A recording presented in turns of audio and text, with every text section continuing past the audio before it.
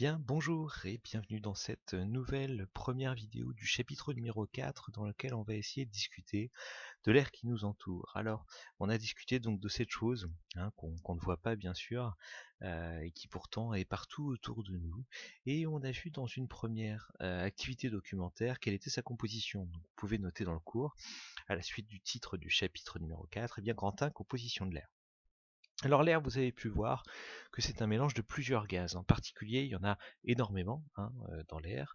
Néanmoins, il y en a deux qui sont principaux, qui sont le dioxygène et le diazote. 20% pour les dioxygènes et 80% pour le diazote. Voilà pour la répartition en volume, en tout cas, de ce qui se trouve dans l'air. Alors il se trouve que ce qu'il y a d'intéressant pour la respiration de l'homme, hein, en général des animaux, eh bien il se trouve que c'est la partie dioxygène, donc on a pu voir que c'était la partie la moins importante en tout cas de l'air. Alors on a pu voir que dans l'air il n'y a pas seulement du dioxygène et du diazote, il y a aussi un tas d'autres choses qu'on trouve dans des pourcentages plus faibles, comme de l'eau ou de l'argon par exemple.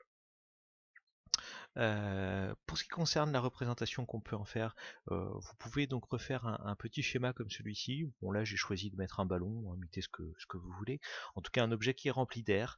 À chaque fois que je vous demanderai de le représenter, il faudra faire attention à deux choses. La première, à toujours dessiner bien sûr des molécules de dioxygène et des molécules de diazote.